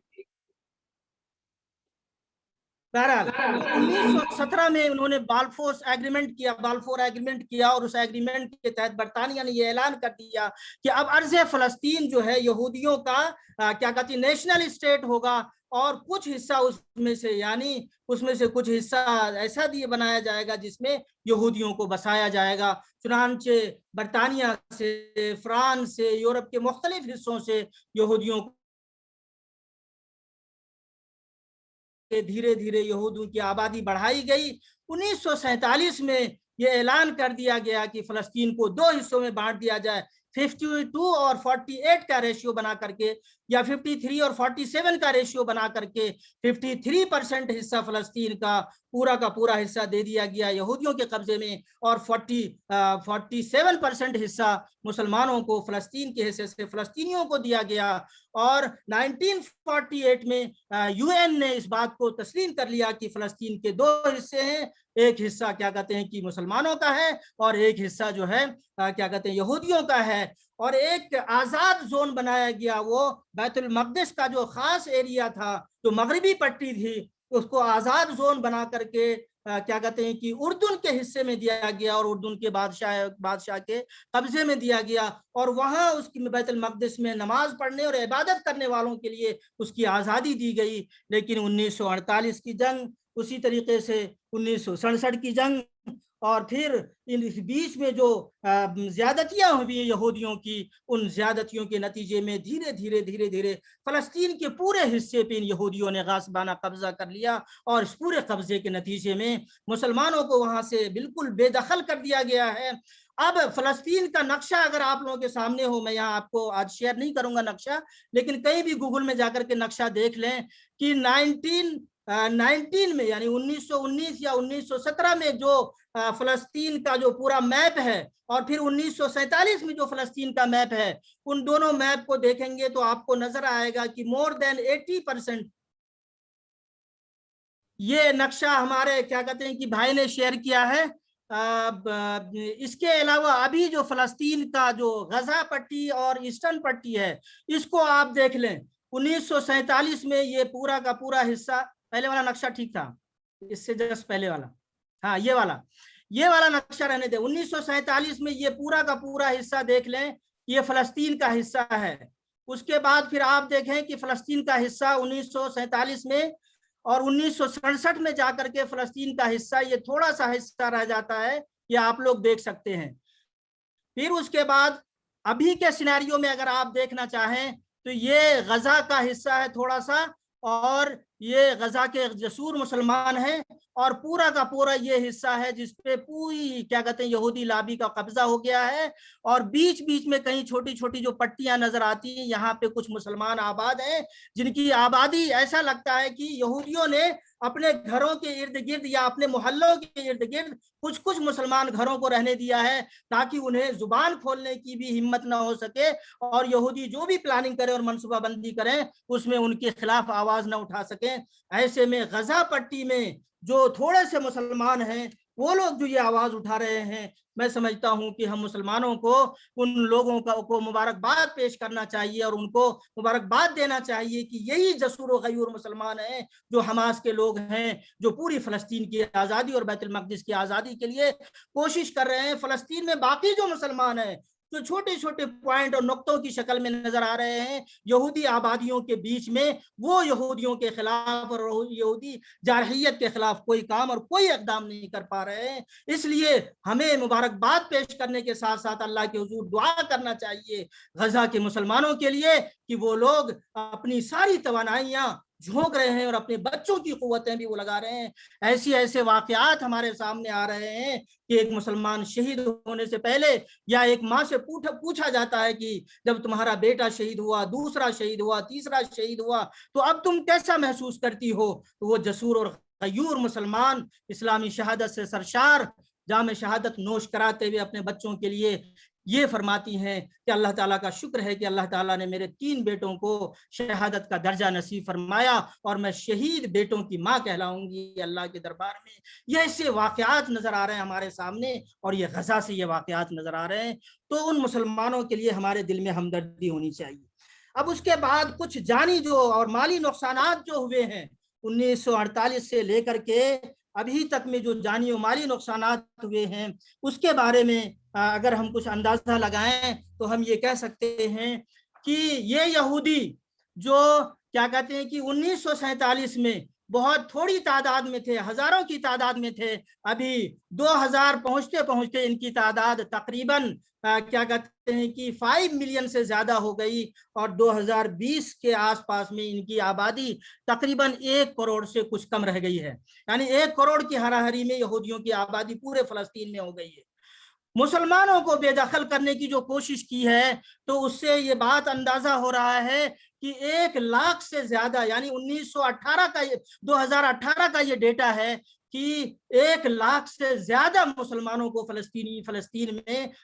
مسلمانوں کو شہید کیا ہے ان یہودیوں نے، اور 1 ملین سے زیادہ مسلمانوں کو کے گھروں کو تباہ و برباد کیا ہے، مسمار کیا، بے دخل کیا ہے، اور ان کو یورپ میں اور مسلم ممالک میں، عرب ممالک میں جا کر کے پناہ گزینی کو حیثیت سے رہنے پہ مجبور کیا ہے۔ روزانہ کسی نہ کسی گھر سے غزہ میں کوئی ایک جنازہ نکلتا ہے، اور روزانہ کوئی نہ کوئی ماں اپنے بیٹے اور کوئی نہ کوئی باپ اپنے بیٹے کا جنازہ پڑھ رہا ہوتا ہے، اور روزانہ بچے اپنے کاندھوں پہ جنازہ کھیلتے ہیں۔ بلکہ یہ خبر ہم نے کیا کہتے ہیں کہ مختلف سوشل میڈیا میں سنا ہوگا اور پڑھا ہوگا، دیکھا ہوگا کہ یہ خبر یہ آئی کہ کیا کہتے ہیں کہ ایک بچے سے پوچھا گیا کہ تم نمازیں 5 اوقات کی پڑھتے ہو کہ نہیں؟ اس بچے نے کہا کہ میرے بھائی، مسلمان بھائی، میں 5 اوقات کی نہیں 6 اوقات کی نماز پڑھتا ہوں، 5 فرض نمازیں پڑھتا ہوں، اور 1 جنازے کی نماز روزانہ ہمیں پڑھنی پڑتی ہے۔ یہ پوری صورتحال بنا رکھی ہے اس ارض مقدس میں،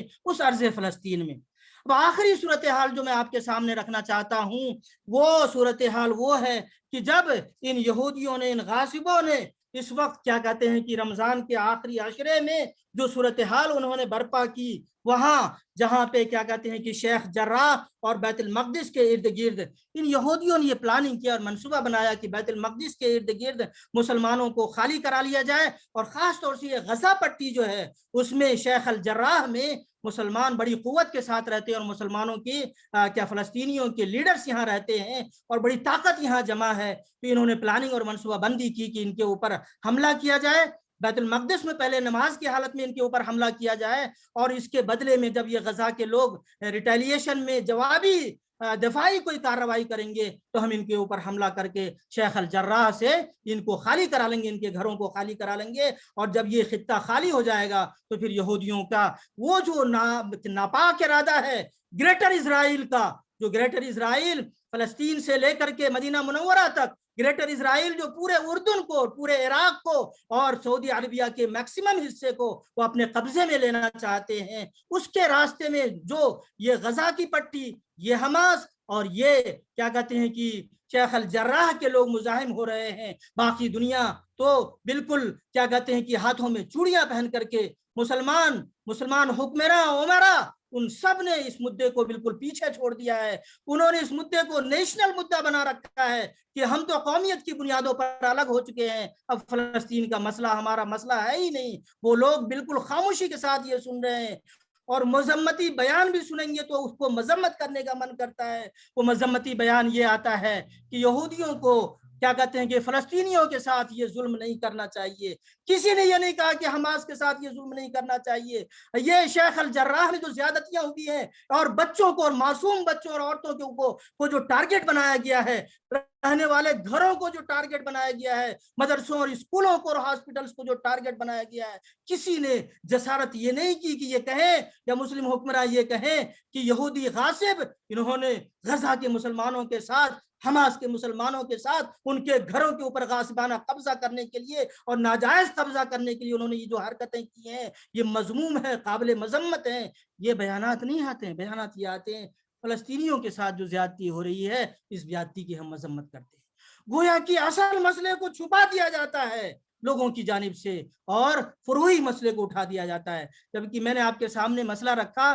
کہ فلسطین کو اگر نقشے میں ابھی اگر آپ دیکھیں تو چھوٹی چھوٹی پٹیاں ہیں، ایک دم بالکل نقطے ہیں جو فلسطین کا وہ حصہ جو یہودی قبضوں میں ہے، اور تھوڑے تھوڑے مسلمان جگہ جگہ پہ آباد ہیں۔ اصل مسئلہ تو یہ غزہ کے جسور و غیور مسلمان ہیں جو جان کی بازی لگا کر کے اسلام اور بیت المقدس کی آزادی کے لیے اور مسلمانوں کو بیت المقدس مسلمانوں کے قبضے میں دلانے کے لیے خون کی اور جان کی بازی لگانے کی کوشش کر رہے ہیں۔ تو یہ صورتحال ہے وہاں پہ۔ اب اس کے بعد اب آئیے کہ جو خاص طور سے ان ایام میں جو صورتحال پیش آئی وہ خبریں آپ لوگوں نے سنی ہوں گی کہ ابھی تک میں جو 11 या 12 दिनों की जंग हुई। उन 12 दिनों की जंग में दोनों तरफ से, एक तो ये कि यहूदियों की जानिब से बाज़ाब्ता मुसलमानों को और गजा पट्टी के मुसलमानों के ऊपर, शेख अल जर्राह के ऊपर पूरी क़ुव्वत से उन्होंने कोशिश की कि ये जंग थोप दी जाए और मुसलमानों को वहाँ नेस्त नाबूद कर दिया जाए, उनके घरों को तबाह कर दिया जाए। इस बार लेकिन यहूदियों को अंदाज़ा नहीं था,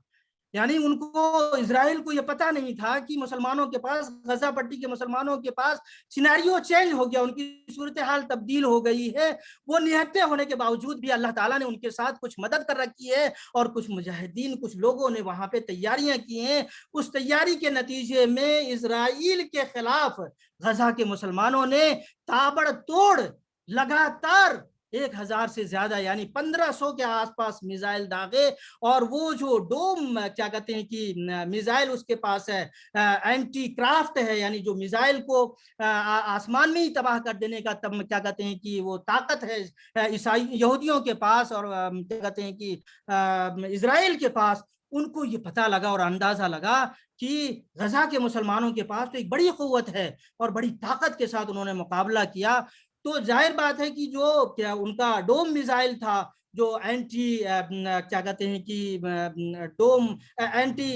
मिसाइल था, मिसाइल को आसमान में तहस नहस करने की क़ुव्वत थी उनके पास। उन्होंने टारगेट को हिट तो किया, लेकिन 80%, 75% या 90% हिट किया, और 10% मिसाइल्स जो गजा की जानिब से क्या कहते हैं इजराइल के हिस्सों में पहुंची हैं, और इजराइल के लोगों को जो नुकसान हुआ वो थोड़ा नुकसान है, लेकिन ज़हनी तौर पर उनका बहुत बड़ा नुकसान हुआ।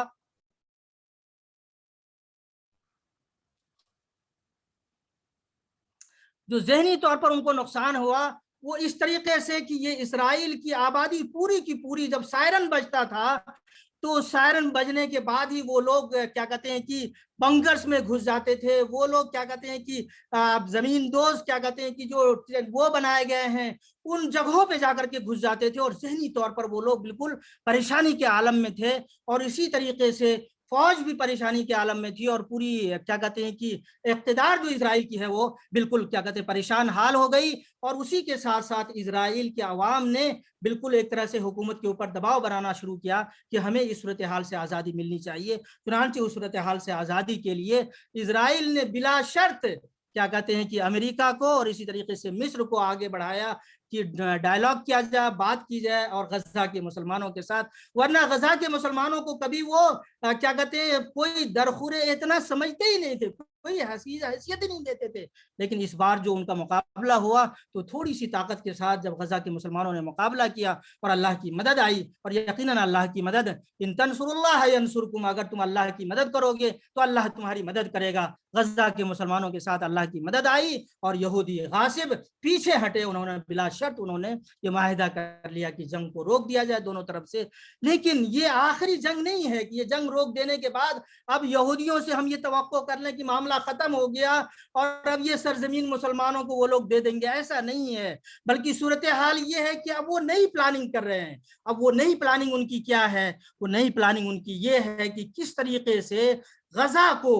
किसी तरीके से अटैक करके और मुकम्मल गजा को एक बारगी खत्म कर दिया जाए, और इस तरीके से पूरे फ़लस्तीन पे बगैर किसी क्या कहते हैं कि मुज़ाहमत के इन यहूदियों का गासबाना कब्जा हो जाए, और फिर जो उनका ग्रेटर इसराइल का मंसूबा और उनकी प्लानिंग है उस प्लानिंग को वो हासिल कर लें। अब ऐसे में मेरे मुसलमान भाइयों जो हमारे सामीन हैं, मैं उनके सामने ये सवाल रखना चाहता हूँ कि अब हमारी जिम्मेदारी क्या है। ये पूरा सूरत हाल, पूरी सिनेरियो मैंने आपके सामने रखी, दीनी हैसियत, तारीख़ी हैसियत अर्ज़ फ़लस्तीन की, और उसके बाद मुसलमानों जो कुर्बानियाँ पेश की हैं अल्लाह के नबी सल्लल्लाहु अलैहि वसल्लम के ज़माने से लेकर के 12वीं सदी तक, सदी ईसवी तक, और फिर 13वीं सदी ईसवी से लेकर के ये 20वीं सदी ईसवी के पहली और दूसरी दहाई तक। अब उसके बाद जो क्या कहते हैं कि इनके कब्ज़े में तकरीबन 60-70 सालों से यहूदियों के कब्ज़े में ये पूरा अर्ज़ मुक़द्दस है और बैतुल मक़दिस है। इस सिलसिले में हमारी ज़िम्मेदारी क्या होनी चाहिए? मैं इस ज़िम्मेदारी को अदा करने से मुताल्लिक़ कुछ बातें, कुछ अहादीस की रोशनी में कुछ बातें मैं आपके सामने रखना मुनासिब समझता हूँ, और वो अहादीस आपके सामने पढ़ के सुना देने के बाद फिर मैं आपसे और मैं अपने आप से ये सवाल करूँगा कि हमारी क्या जिम्मेदारियाँ होती हैं, हम उन जिम्मेदारियों को कैसे निभा सकते हैं। मुआज़ इब्न जबल रज़ी अल्लाह ताला अन्हु से एक रिवायत है कि वो फरमाते हैं कि अबू हुरैरा रज़ी अल्लाह ताला अन्हु से भी ये रिवायत है कि کہ اللہ کے نبی صلی اللہ علیہ وسلم ارشاد فرماتے ہیں لا تزال عصابۃ من امتی یقاتلون علی ابواب دمشق وما حولہ وعلی ابواب بیت المقدس وما حولہ لا یضرهم خذلان من خذلهم ظاہرین علی الحق الی ان تقوم الساعہ۔ اللہ تعالیٰ کی جانب سے اللہ کے نبی صلی اللہ علیہ وسلم نے فرمایا کہ ابو ہریرہ رضی اللہ تعالیٰ عنہ فرماتے ہیں کہ میری امت کی ایک جماعت،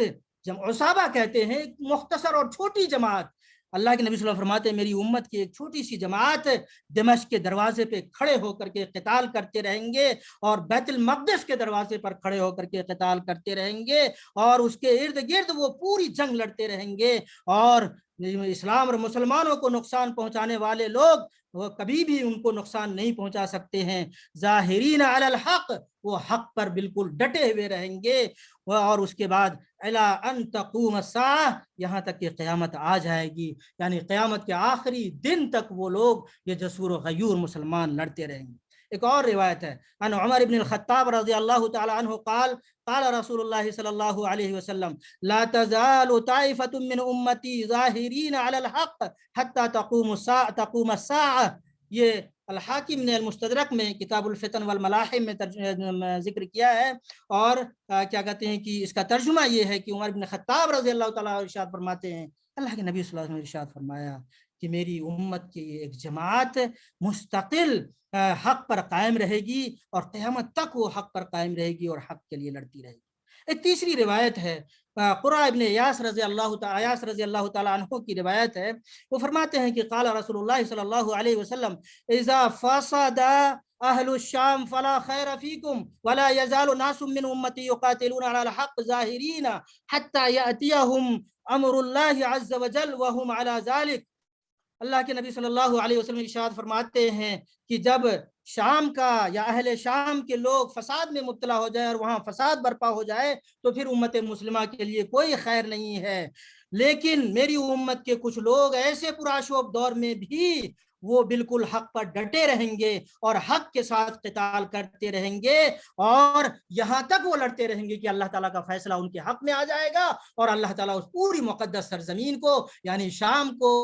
لیبیا کو، عراق کو، ارض مقدس کو، فلسطین کو اور بیت المقدس کو ان کے ہاتھوں میں آزادی دلائیں گے۔ یہ جو احادیث میں نے آپ کے سامنے رکھی ہے، ان احادیث کی روشنی میں پہلا حل جو میری سمجھ میں یہ ہے وہ یہ ہے کہ ہم اپنے دل میں، اپنے نوجوانوں کے دل میں، اپنی اولاد کے دل میں، اپنے اہل خانہ کے دل میں، ائمہ کے دل میں، علماء کے دل میں، بزرگوں کے دل میں، ہر ایک کے دل میں یہ قضیہ بٹھا دیں کہ یہ دینی قضیہ ہے، اور اس قضیے کے لیے بیت المقدس اور فلسطین کی آزادی کے لیے جو لوگ لڑ رہے ہیں ان کا وہ حق پہ ہے، اور ان کا ساتھ دینا اہل ایمان، اہل حق کا ایمانی اور اسلامی غیرت اور حمیت کا تقاضا ہے۔ یہ پہلی بات میں آپ کے سامنے رکھنا چاہ رہا تھا۔ اللہ تعالیٰ نے قرآن مجید میں ارشاد فرمایا اِنَّا لَنَنْصُرُ رُسُلَنَا وَالَّذِينَ آمَنُوا فِي الْحَيَاةِ الدُّنْيَا وَيَوْمَ يَقُومُ الْأَشْهَادُ، یقیناً ہم مدد کریں گے ان لوگوں کی جو اہل اسلام ہیں، اپنے رسولوں کی اور اہل ایمان کی، دنیاوی زندگی میں بھی اور آخرت کی زندگی میں بھی ہماری جانب سے ان کی مدد ہوگی،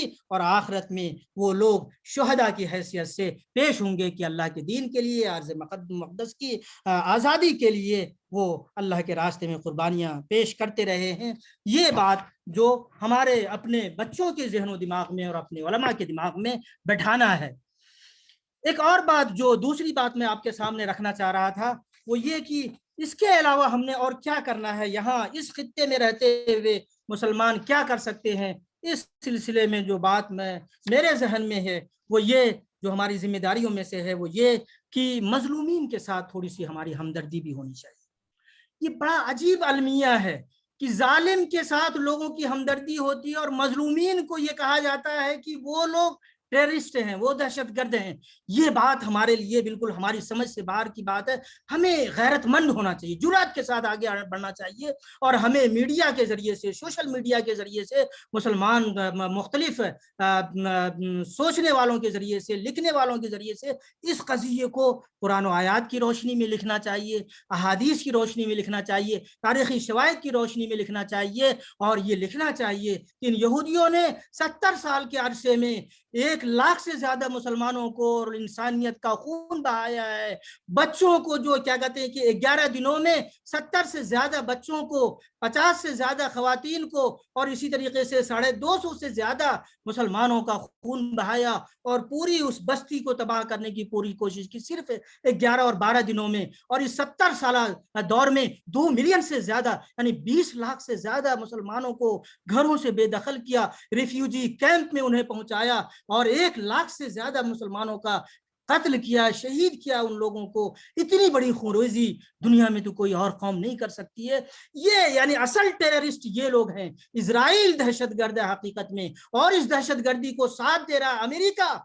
जो सुपर पावर की हैसियत से लोगों के सामने पेश करता अपने आप को। ये सुपर पावर नहीं बल्कि जीरो पावर की हैसियत से दुनिया के सामने, वर्ल्ड और न्यू वर्ल्ड ऑर्डर की हैसियत से दुनिया के सामने पेश हो रहा है। हम मुसलमान ये पेश करें कि दोबारा से रिस्टोरेशन ऑफ खिलाफत के जरिए से न्यू वर्ल्ड ऑर्डर तब कायम होगा, सारी दुनिया को अमन मिलेगा, शांति मिलेगी, तब जाकर के ये दुनिया वालों के सामने ये मालूमात भी फराहम करना है और मुसलमानों के साथ और गजा के मुसलमानों के साथ बतौर खास यकजहती और हमदर्दी का इजहार करना है। तीसरी बात ये कि आपसी इत्तेहाद का जमाना है ये मेरे भाइयों। इस वक्त नेपाल के मुसलमानों का मुंतशिर होना ये गोया कि अपने पैरों पे कुल्हाड़ी मारने की बात है। हम सब अगर मुत्तहिद होंगे, वला तहीनु वला तहज़नु व अंतुमुल आलून, तुम रंजीदा मत हो, दुख न करो, गम न खाओ। अगर तुम मुसलमान मोमिन की हैसियत से मुत्तहिद होकर के आगे बढ़ोगे तो यकीनन अल्लाह ताला की ताकत और अल्लाह ताला की मदद तुम्हारे साथ होगी। तो हमें इत्तेहाद की कोशिश करनी चाहिए। चौथी बात जो मैं कहना चाह रहा था वो ये कहना चाह रहा था कि मजलूमीन के हक में और गजा के मुसलमानों के हक में, बैतुल मक़दस की आज़ादी के लिए हम सब लोग दुआ करें अल्लाह ताला से। मस्जिदों में अल्लाह के नबी सल्लल्लाहु अलैहि वसल्लम की एक हदीस है और अल्लाह के नबी सल्लल्लाहु अलैहि वसल्लम की एक सुन्नत है, वो ये है कि अल्लाह के नबी सल्लल्लाहु अलैहि वसल्लम के ज़माने में एक बार 70 सहाबा किराम को धोखे से शहीद कर दिया गया था। तो आप सल्लल्लाहु अलैहि वसल्लम 1 महीने से ज्यादा दिनों तक फजर की नमाज में, फजर की दूसरी रकात में रुकू से खड़े होने के बाद दुआए कुनूत नाज़िला पढ़ा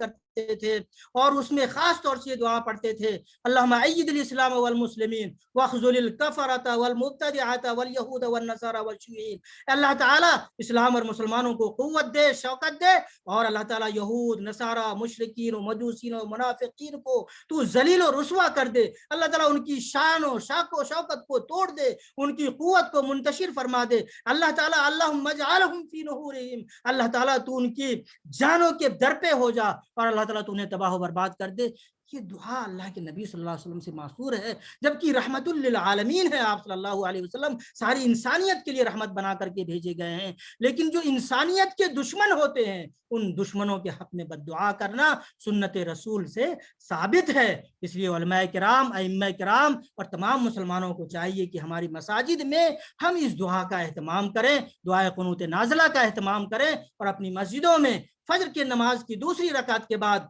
क्या कहते हैं कि जब हम रुकू से खड़े होते हैं तो ये दुआए कुनूत नाज़िला पढ़ें, या नहीं तो वित्र की नमाज में हम दुआए कुनूत नाज़िला इनफरादी तौर पर पढ़ें, या इज्तिमाई तौर पर हम कोशिश करें कि तमाम लोग मिल करके दुआ करें और तन्हाई में भी दुआ करें गजा के गयूर मुसलमानों के लिए, उन माओं के लिए जिन्होंने खून के नजराने पेश किए हैं, जिन माओं ने अपनी छातियों से अपने बेटों को अलग करके अल्लाह के दीन के लिए और बैतुल मक़दिस की आज़ादी के लिए पेश कर दिया है, जिन बहनों ने अपने सरों से दुपट्टे को सरकते हुए भी वो अपने लिए गैरत समझती थी, उन बहनों ने अपने भाइयों को जिहाद के लिए उनके हाथों पे दुपट्टे बांध करके, उनके सरों पे कफन बांध करके अपने दुपट्टों की हैसियत से उनको जिहाद के लिए भेजा है। और जो हमें शहादत नोश करने के बाद उन्होंने खुशी का इजहार किया है। हम उन गयूर मुसलमानों के लिए, अपनी उन माओं के लिए और अपनी उन बहनों के लिए, अपने उन मुजाहिदीन के लिए दुआ खैर करें और अल्लाह ताला से दुआ करें कि अल्लाह ताला वो अर्ज़ मुक़द्दस है, अल्लाह ताला तेरी पाक सरजमीन है, अल्लाह ताला तेरी बरकतें नाजिल होती है वहाँ पे। इन गासिबों यहूदियों से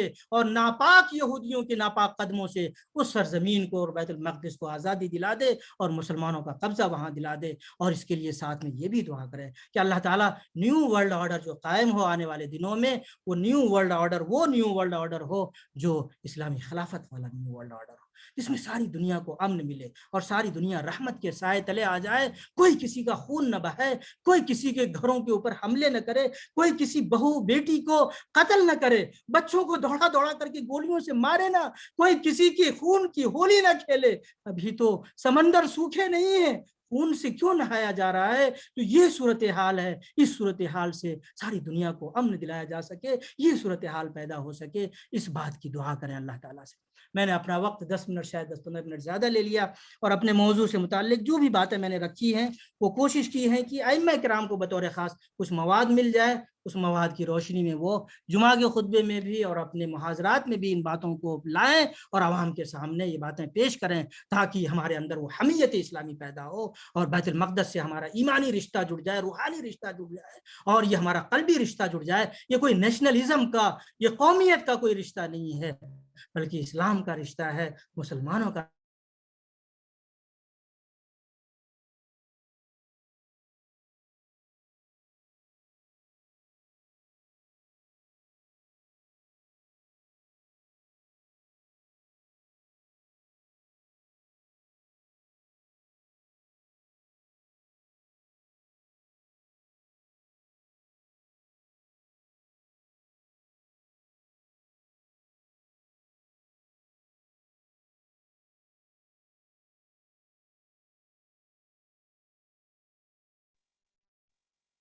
السلام علیکم ورحمۃ اللہ۔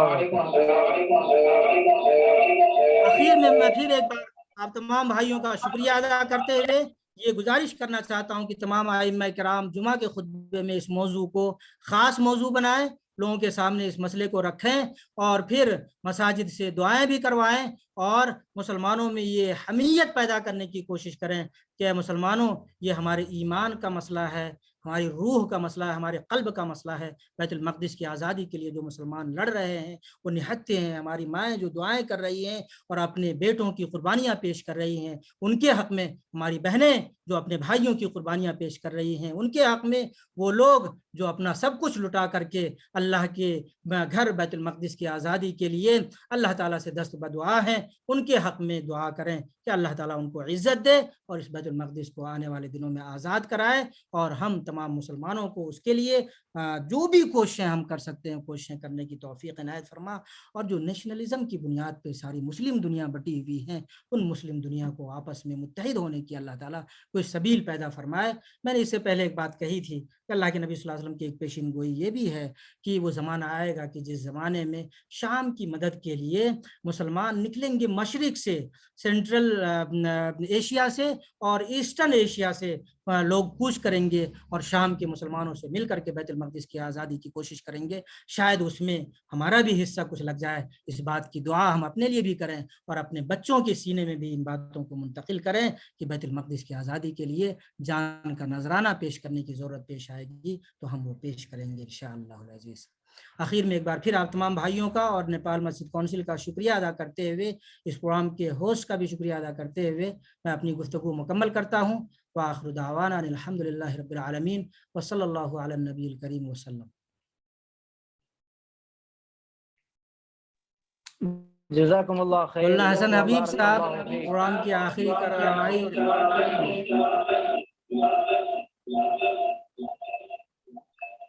آج کے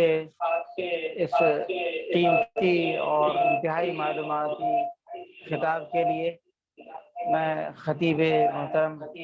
کا شکریہ ادا کرتا ہوں۔ اللہ تبارک تعالیٰ سے دعا ہے کہ اللہ رب العزت موصوف کو مزید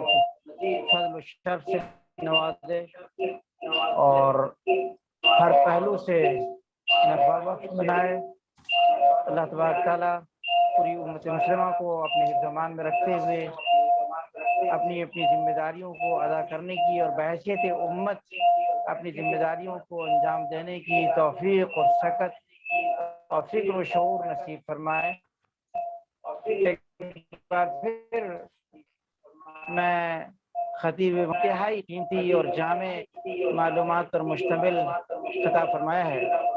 یقیناً ہم سب کے لیے اس میں بڑا سبق ہے اور ایک پیغام ہے۔ بطور خاص میں اپنے ائمہ کرام اور علماء کرام سے اور قائدین سے گزارش کروں گا۔ حسن صاحب جی اپنے ویڈیو آف کر دیجیے کیونکہ آپ کا سگنل کافی ویک ہے،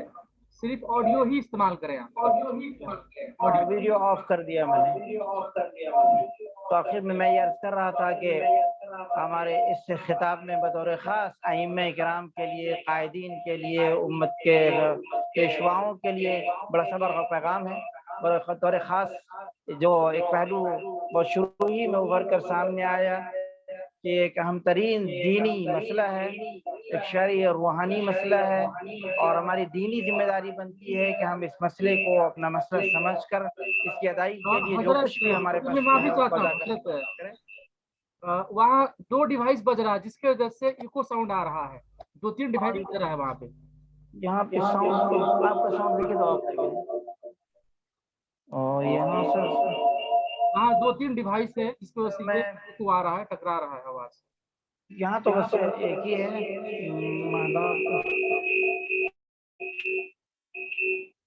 نہ ہو تو ایئر فون لگا کے